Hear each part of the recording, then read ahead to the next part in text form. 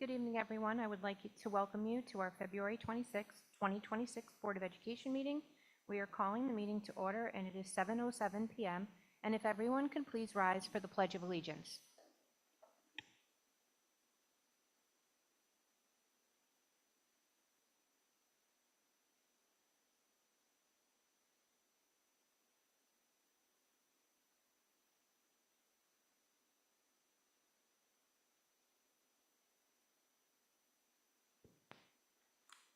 A reading of meeting notice. The New Jersey Open Public Meetings Law was enacted to ensure the right of the public to have advance notice of and to attend the meetings of the public bodies at which any business affecting their interest is discussed or acted upon. In accordance with the provision of the Act, the Verona Board of Education has caused notice of this meeting to be published in the Star Ledger, online, and posted with the Township of Verona and the Verona Education Association. Postings of this meeting setting forth the time, location, and agenda were posted at the Verona Board of Education office and on the Verona Public Schools District website. Copies of tonight's agenda and resolutions have been made available to the public via the Board of Education website. Dr. Riley, if you could please call attendance. Mr. Waka. Mr. Perner. Here. Ms. Kenotic. Here. Mrs. Prisco. I'm here. Mr. Boone. Here. We have a quorum. Thank you. Moving on to our routine matters, please. I need a motion to approve our minutes from our February 10th, 2026 meeting. Motion by So moved. Mr. Perna, seconded by I'll second. Mr. Waka. Are there any discussions? Seeing none. Dr. Riley? Mr. Waka. Yes. Mr. Perner. Yes. Ms. Kenotic. Yes. Mrs. Prisco. Yes. Mr. Boone. Yes. Motion passes. Thank you. Moving on to our superintendent report, this by Ms. Diane DiGiuseppe. Good evening. I am pleased to share several district updates of upcoming events of note. First of all, this is not an event, this is an unfortunate happening. The district was recently notified based on preliminary 2024 U.S. Census data that Verona schools are projected to be ineligible to receive Title I Part A funding for the 26-27 school year. That equates to somewhere in the neighborhood of $60,000. While the district meets that first eligibility requirement, having more than 10 students identified as economically disadvantaged, the second requirement, which mandates the percentage of economically disadvantaged students exceed 2% of the total population, was not met in the census data. The census reflects a total student population of 2,546, resulting in a calculated rate of 1.92%. However, the district's verified enrollment for that period was 2,120 students, not 2,546 students. As a matter of fact, in the past, since 2020, we have not had above 20. This year is the first year we had above 2,200. So that's fairly off. Using the correct enrollment figure would place Verona above the 2% threshold, meeting the eligibility criterion. A formal challenge option is available. I intend to pursue this process within the established window to request a review of that correction of data. In addition, Real quick. yeah, what? So like, even with the low-income housing that we have, we're still not meeting the 2% threshold. They're using 2024 census data. And the low-income housing occurred in 2025, is what you're saying? So that, we can't, there's no appeal process? There is. Okay, very Yeah, good. there is. But technically too, the income for that housing isn't necessarily low income to the point where it would qualify necessarily, right? Because that's not depends. Section Right, 8. Right, So that, right. I mean, in other words, you can make above that limit and live in. Yeah, Mr. Boone, I see what you're saying, and you could very well be right. I just don't have a frame of reference, even though. Yeah. Well, the ESEA calculation for socioeconomic, I just lost my train of thought. Let me get it back. The Every Student Succeeds Act calculation for economically disadvantaged may or may not be the same as New Jersey calculates for what used to be free and reduced luncheon is now, Is subsidized it the same meals. metric as free and reduced lunch? I or don't is it know. a different metric? I don't know. Yeah, I don't That's know where you either, yeah. in the appeals process, that's what I have to I investigate. got you. But in addition, Councilwoman McGrath has facilitated communications between me and Congresswoman LaMonica McIver to advocate for the reinstatement of this funding. We are grateful for the support and continue to pursue all avenues to ensure that that is accurately determined and that our district enrollment and student needs are met with Title I funding. If Title I funding goes away, our summer remediation program for math and ELA goes away. Next question I have is this a year-by-year thing? Is that like when the 2025 numbers come out, then with the new developments we have where we receive 0 pilot funds, but we have a lot more people that are at a certain income level, would that likely change, or is there like every 3 years you get reevaluated by your? I'm not sure what census data they'll use. I don't know. I know we do the census every 10 years. So are we stuck with 2024 for 10 years? I don't know. That'd be terrible. Okay. That would be terrible. I agree. Okay, next update is an assessment update. Map growth testing for students in grades K-8 has now been completed. As a result, the mid-year update on district goals and student performance will be presented at the March 10th meeting, allow us, the administration, to analyze and synthesize the winter assessment data for the board. New Jersey School Boards Association Unsung Hero Awards will be hosted by Verona High School this year, and we are proud to showcase our students and programs during the statewide event. Student ambassadors will serve as ushers and assistants, and the VHS Jazz Band will perform, as well as Eva Lalonde, who will sing the national anthem alongside members of the Verona High School Choir. And I don't know why I didn't write down the date of that. The 12th, March 12th, at 5:30. The Verona High School Spring Musical is next week. The Spotlight Players will present Mamma Mia from March 5th through the 7th. There'll be 4 performances each night at 7 o'clock and Saturday at 2. The stage will be transformed into a Greek island paradise for this high-energy production featuring the music of ABBA and the story of a young woman's quest to find her birth father. Performances begin at 7. Except for the matinee on Saturday, which begins at 2. Tickets are $15 for adults and $10 for students. Students and seniors, and may be purchased either online or at the door. An open Special Education Parent Advisory Committee, or CPAC, will be held on March 10th. It's scheduled for this room, but we're in here on March 10th, so I'll let the leadership of CPAC know that we have to find either an alternative date or an alternative room.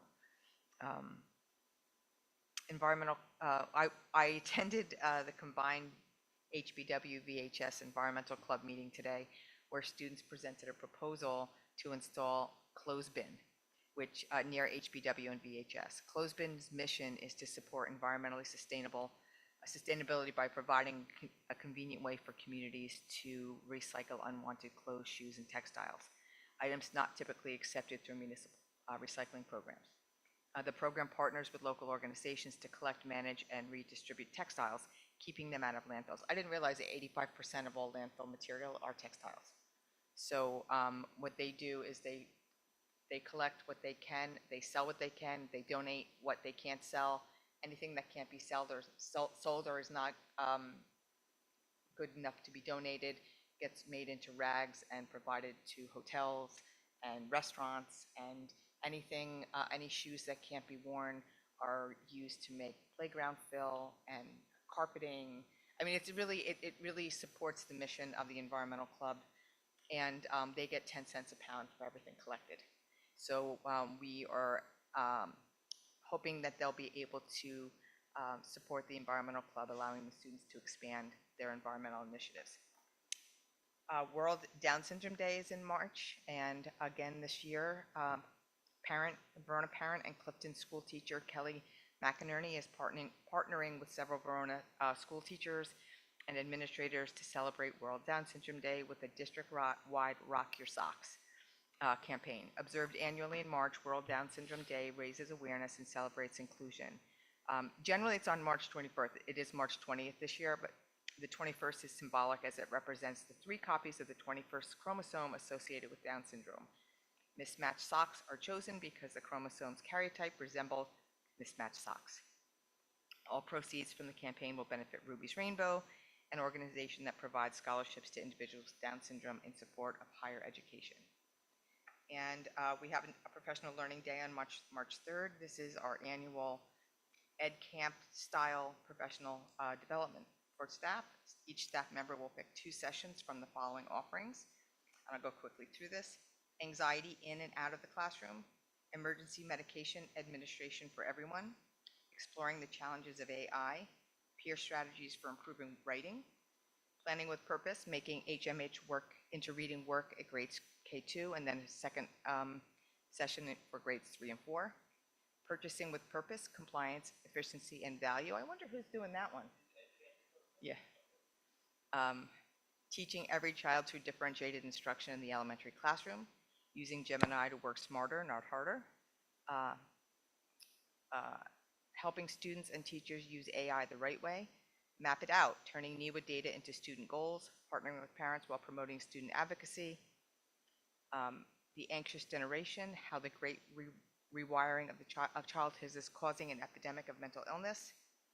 2 heads are better than 1, co-teaching, unlocking the power of Google Vids in the classroom, using the Kami Chrome app to digitize your classroom, managing challenging student behaviors in the classroom, communication and practice, clinical approaches to oral motor language literacy and student support, organizing your gradebook for accuracy, fairness, and clarity, supporting newcomer multilingual learners, and cooperative classroom management. So quite a selection for the teachers to do on that day. And that's my report for tonight. Quick question, just because it triggered a thought, talking about the Ed Camp offerings, is particularly around AI.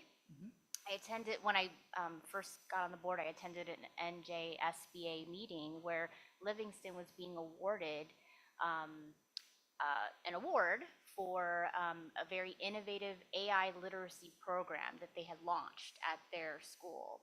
And it was just really fascinating to hear about, a school that was actively looking at ways to create guardrails around AI usage and to leverage it in a way that was where the students could really appreciate kind of like the benefits and also the risks of AI. Yeah, Livingston did a great job with that. We actually did it much more quietly, but we have a similar policy. We were actually the first district in the state to have an AI policy. That's nice. Peter Hughes, a colleague of mine from, he was Hallworth at the time, wrote it together, and we used AI. So do we have any similar classes? Like, or do we have anything similar to what Livingston did in terms of like a Not class?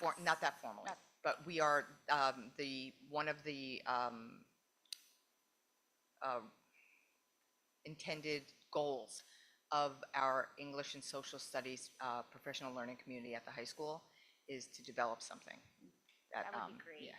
It's not going anywhere. I mean, yeah. it's right now for me in my day job, we are required to use it. It's not even just like, oh, you can. It's a you will. Yeah. In everything you do. So it's definitely. There was a report in Education Ed Week that said about 85% of students are using some form of chatbot to do their studies. I'll start with the AI thing, and I believe that there could be a really, golden line road for it. But I voted yes on the AI policy, and I think we were proactive to a great extent. But I just haven't seen the data yet to show me that AI equates to higher assessment scores in SAT or the PSAT or whatever else.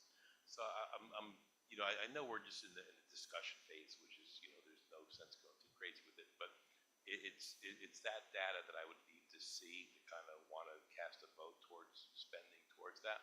Yeah. But again, we're just in the discussion phase. The other part of your report that I loved is, my buddy Colin happens to live on the best street in the world, which is Linwood Road, and our street's awesome because of Colin. So I'm really happy with the Down syndrome movement. And I totally want to get behind that. I think that's fantastic. And I think I asked this when just me and Pam were on the board, and there was three other board members. But I really like that, like the concept behind that, like the PD, what we call it, The Ed Camp? the Ed Camp. Can you kind of explain to any of the public at home? Like, it seems like a really neat way of doing individual staff developed PD. Well, it's the real definition of an Ed Camp is people come together and they teach stuff off the cuff. That's not quite what this is. Our teachers submit ahead, about a month ahead of the date, proposals to the curriculum department, and we go through them and see, these are valuable for our strategic plan and our goals, and then we put them out there, and teachers can register for what they want.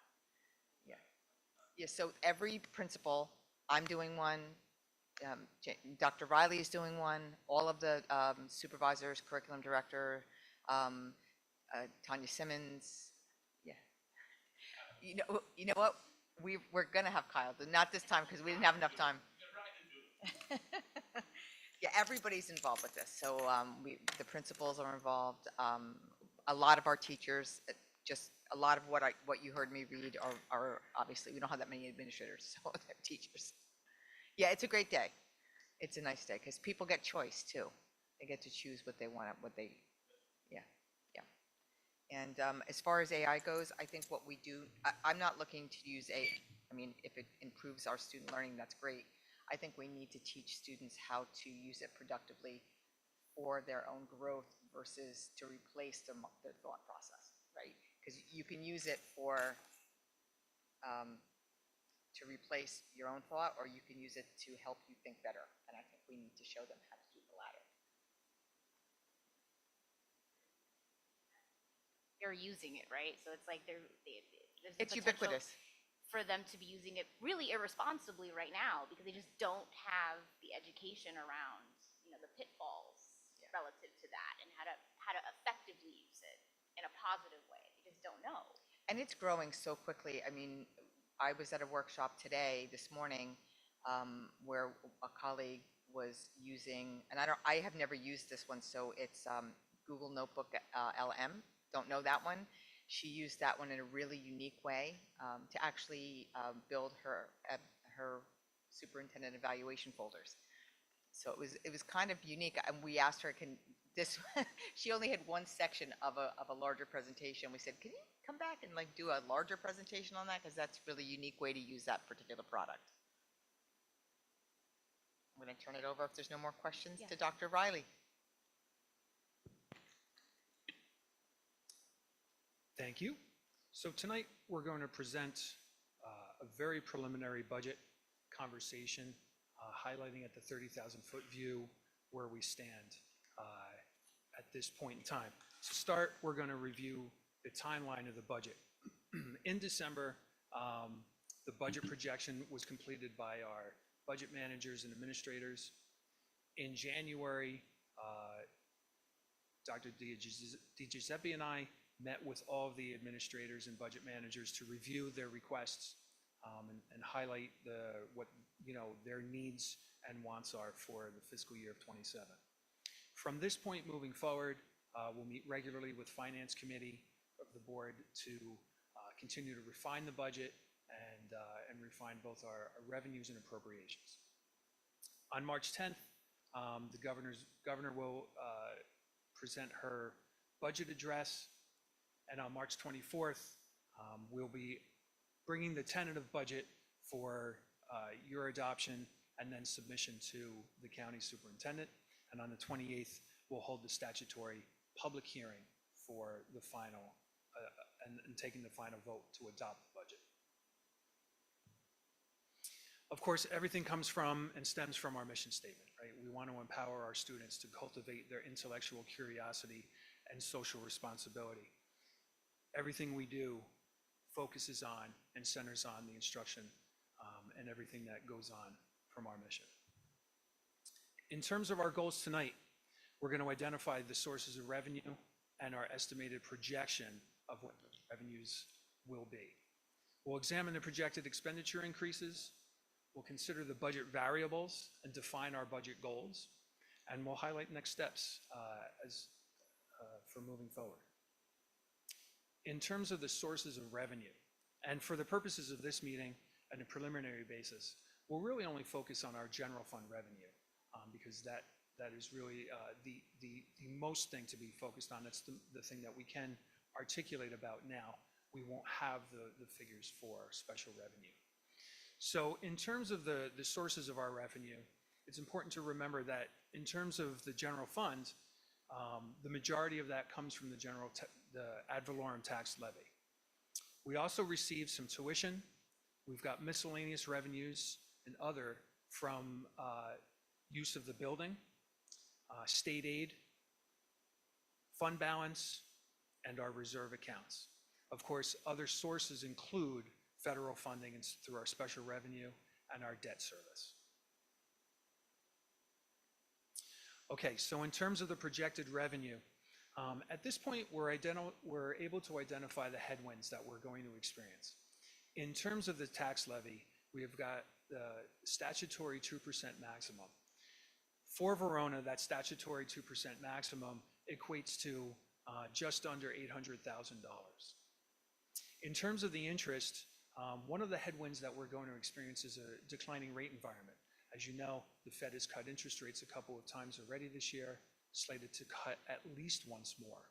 So one of the challenges that we'll have year over year is that we will not be able to identify or enjoy the same amount of interest revenue as we've had over the past couple of years. In terms of miscellaneous revenue, the use of our building,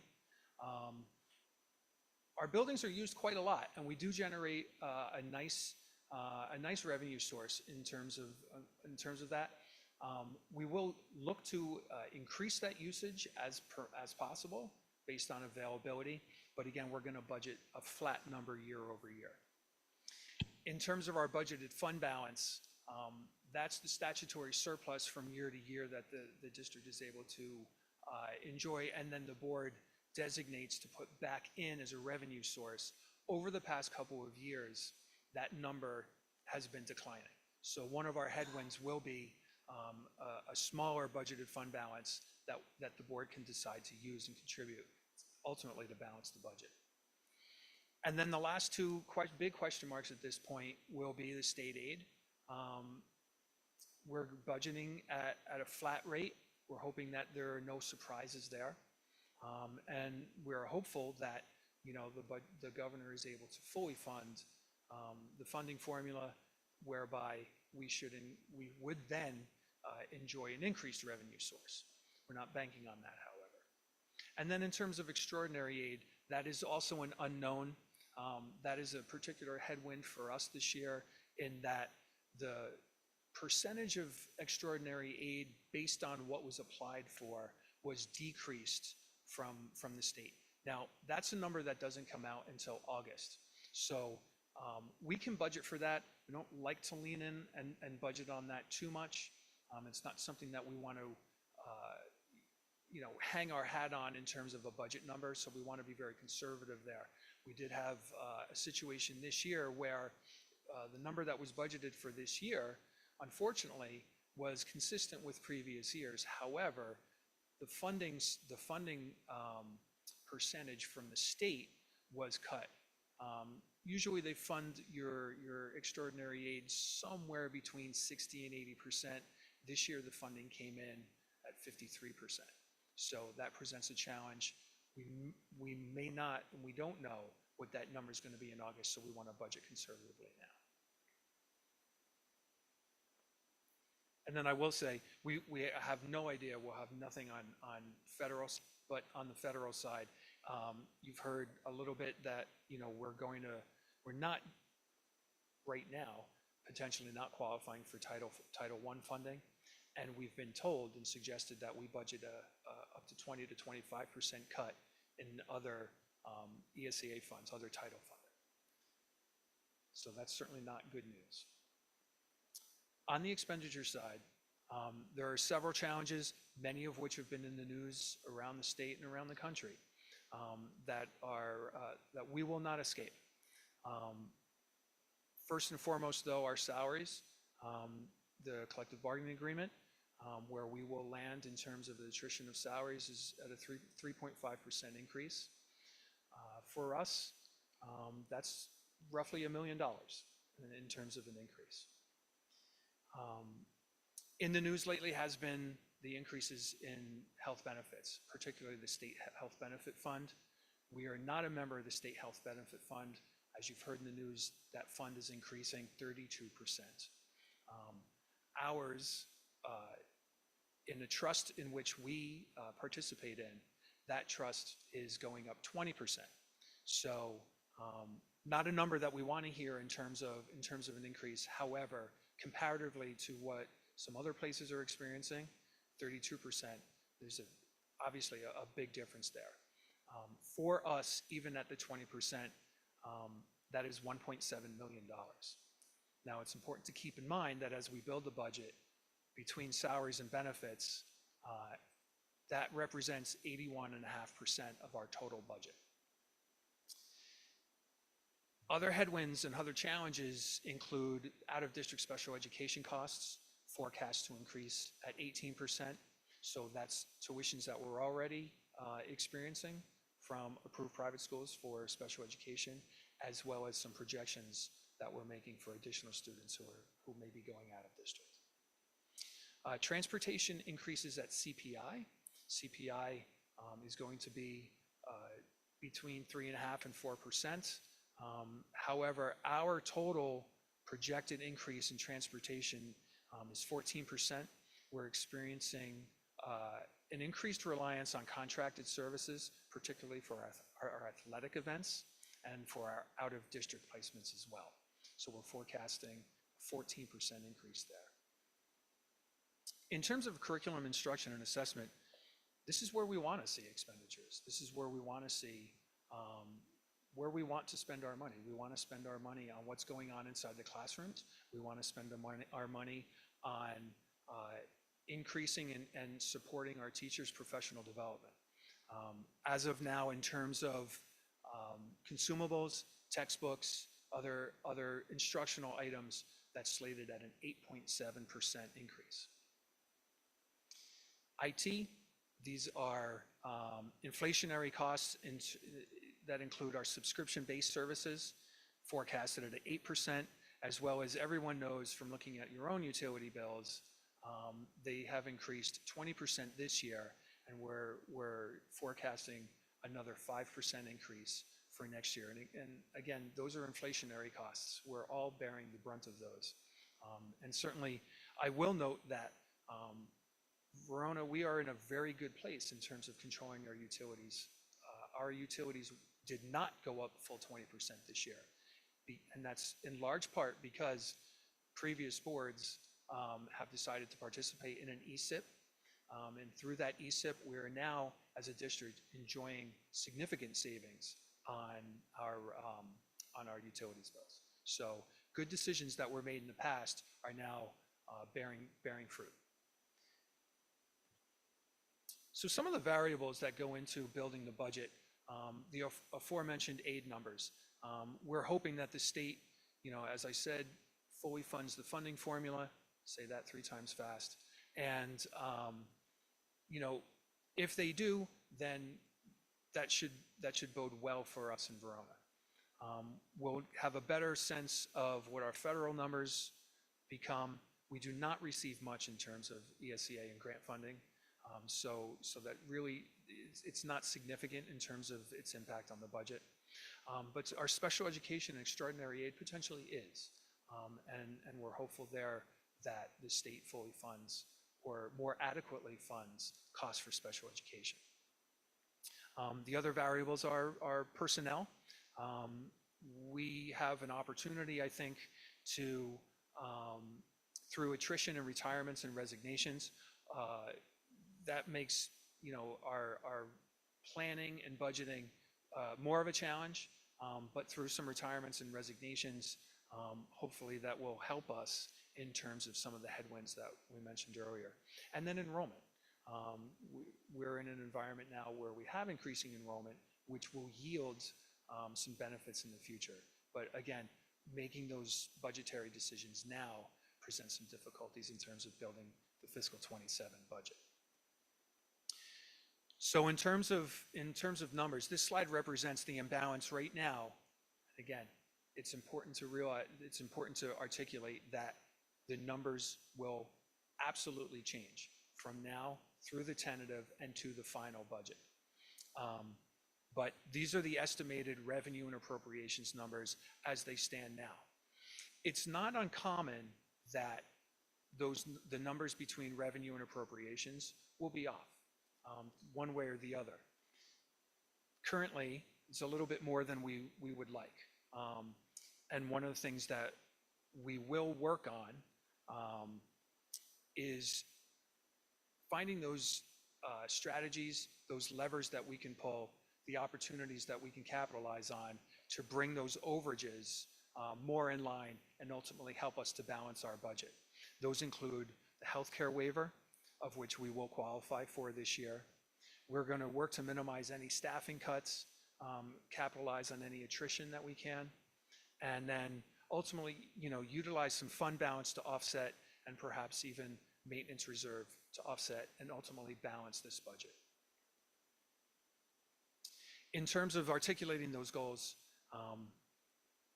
as we work to close the gap between the revenue and appropriations, we're going to be thoughtful, we're going to be strategic, we're going to be conspicuous about prioritizing our fiscal responsibility and minimizing the impact to the instructional staff and the students that they serve.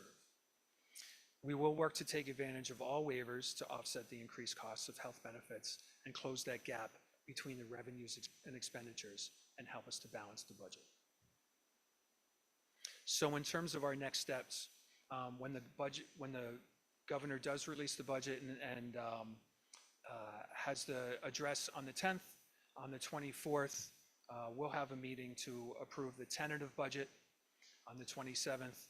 The 27th is the final date for districts in the state now through the revised budget calendar to submit their tentative budgets for approval and submissions to the county superintendents.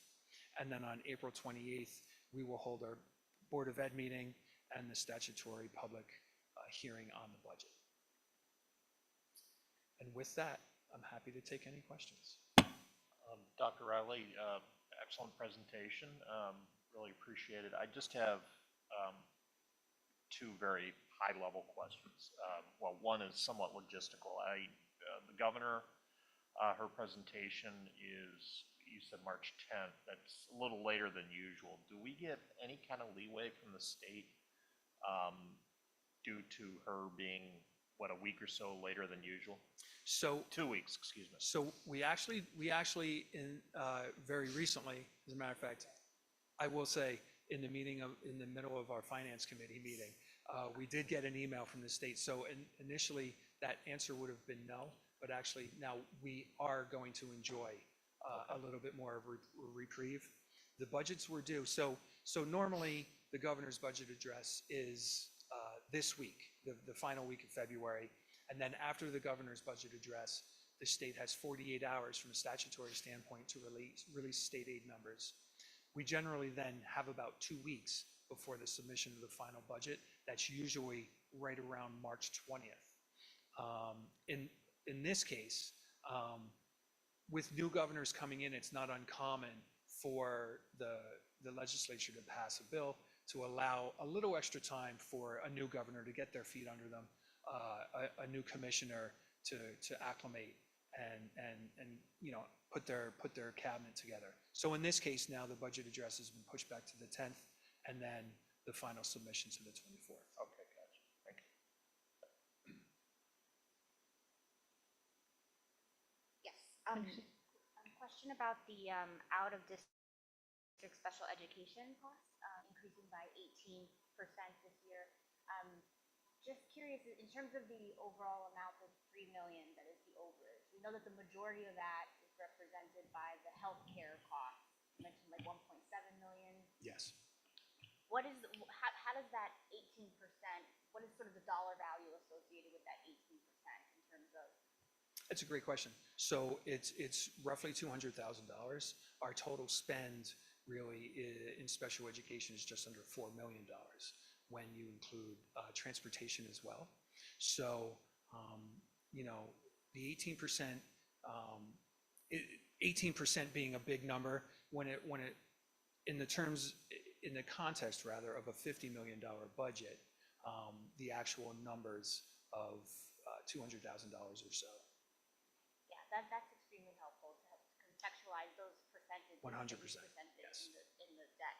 So other than the healthcare costs, what would you say is the next biggest ticket item from your list in terms of how we get to that 3 million? So transportation would be the next largest. We've unfortunately under budgeted a little bit in terms of our transportation.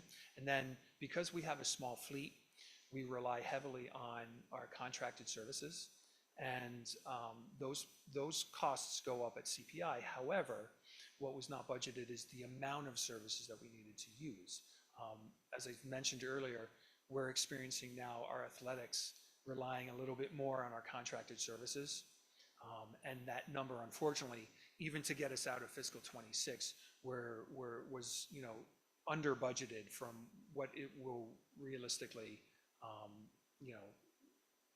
be in terms of the bottom line. So we need to right size that number, and that transportation number of 14% represents right sizing our budget so we're not quote unquote short and under budgeted. Thank you, Dr. Riley. Does anyone else have any questions? Thank you for the presentation. It was wonderful. Cheers.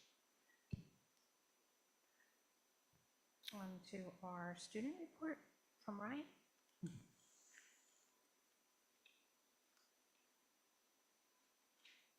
Good evening.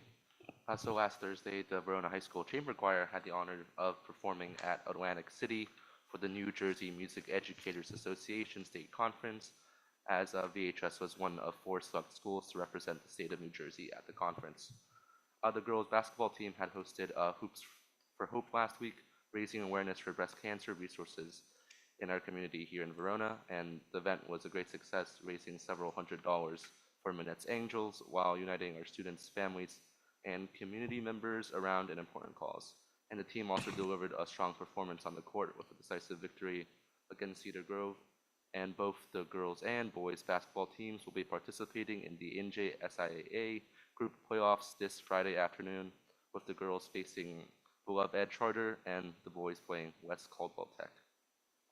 And this upcoming Saturday morning, both the boys and girls winter track teams will be competing in the group championships, which is exciting milestone as the winter sports season winds down. And at the same time, our wrestling team will also be competing at the district tournament. And next week, from the 3rd to the 5th of March, the DECA team will compete at the New Jersey DECA State Conference in Atlantic City. And this conference brings together students from across the state to compete in a variety of business, marketing, finance, and entrepreneurship events. And our students have been spending months preparing written reports, case studies, and presentations. The French Club was organizing a donation drive for the Cooperman Barnabas Medical Center, and they're collecting games, books, toys, alongside hygiene items such as hairbrushes, hair ties, deodorants, and toothbrushes, with the goal being to offer support to children and their families during hospital stays.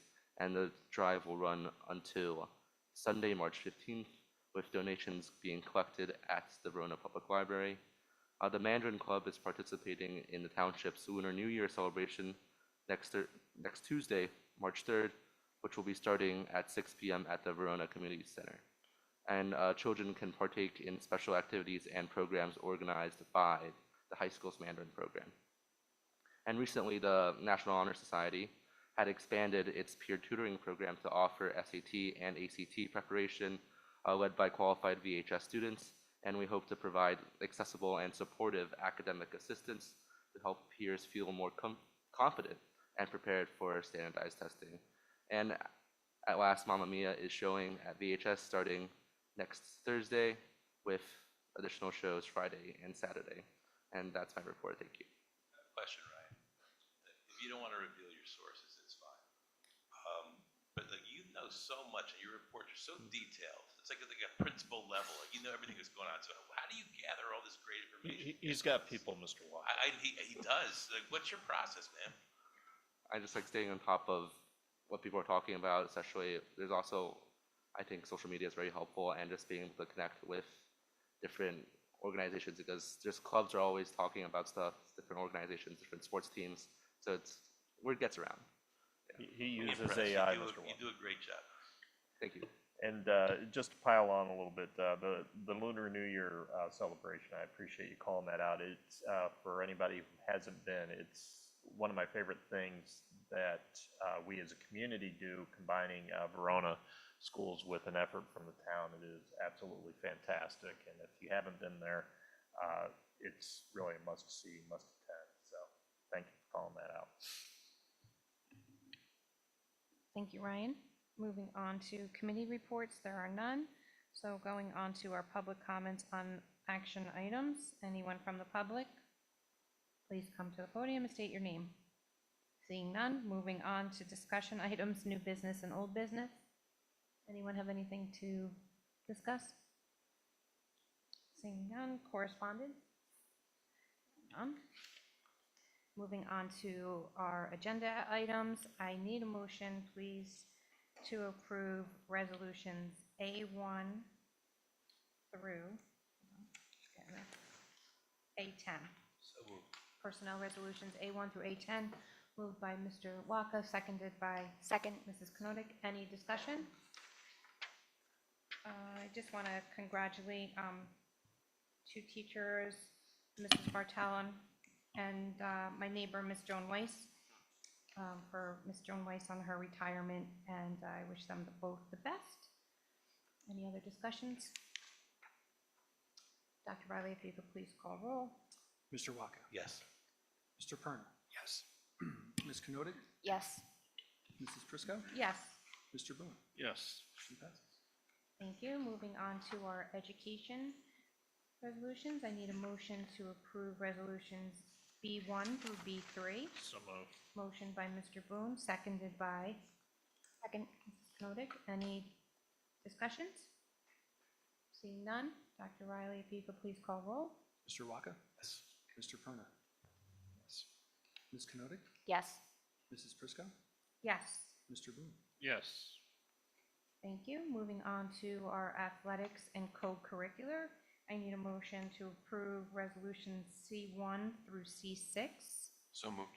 Motion, I'm sorry, seconded by, motion by Mr. Perna, seconded by Ms. Knodik. Any discussions? Didn't we, this is me, didn't we vote on C6 last time? With the DECA thing, or is that a new thing? A different DECA program, okay, very good. I'm just curious about, and not complaining at all, I'd just like to know more about what C1 is, what's behind that. Looks interesting. So Mrs. Shakatano is taking a group of 8 students to Florida. So Give the Kids the World is a community service organization very, very similar to Make-A-Wish. So they're working with students that are suffering with illness, and yeah, it's beautiful. It's Yeah, in place of that's- Capstone. Capstone's becoming more and more difficult each year because there's some changes in legislation that makes internships required to be paid. So people that would normally take our students as interns are no longer taking them. So we're slowly transitioning over to a more service learning, which I think is a good thing, to do a more service learning approach. And this is the first one that kind of came out of that discussion about what our kids could be doing. I just think that's awesome. I mean, do you see this, do you see more of this happening? And I guess the question is how did we come down to that? You said 7, 8 students. How do we settle on that number? You know, that's a good question. I can't answer that right now. I can find out for you. I know Just it's curious. a group of students that, whether they're in a club that, do you know, Ryan, how that was? I'm going to the man. He'll have his people let you know. I think it was like just limited to begin with about like how many people they could actually accept to like volunteer. I think it was just very limited from the start, so only a limited amount of students could actually Okay. be a part of it. And also, yeah. Thank you. I'll find out actually how it Thank came you. about. Thank you. Thank you. If you could please call roll. Mr. Waka, Yes. Mr. Perna, Yes. Ms. Kenotic, Yes. Mrs. Prisco, Yes. and Mr. Boone. Yes. Thank you. Thank you. There are no resolutions for facilities, so moving on to finance, I need a motion to approve resolutions E1 through E7. So moved. Motion by Mr. Waka, seconded by Mr. Boone. Are there any discussions? Dr. Riley, if you could please call roll. Mr. Waka, Yes. Mr. Perna, Yes. Ms. Kenotic, Yes. Mrs. Prisco, Yes. Mr. Boone. Yes. Motion passes. Thank you. Moving on to governance and policy, we need to table F1. Okay, we will table F1. So we're tabling it. Do I need to do a motion? A motion to table F1. So moved. Motion by Mr. Perna, seconded by Ms. Kenotic. Any discussion? Dr. Riley, if you could please call roll. Mr. Waka, Yes. Mr. Perna, Yes. Ms. Kenotic, Yes. Mrs. Prisco, Yes. Mr. Boone. Thank you. Moving on to public comment. Seeing none, we are ready to, our next scheduled public meeting will be held on Tuesday, March 10th, 2026, beginning with confidential session at 6 p.m. and public session at 7 p.m. in the Verona High School Learning Commons. I need a motion to adjourn.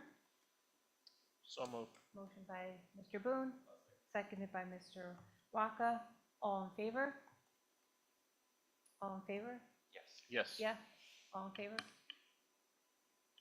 It is 7:54 and the meeting is adjourned.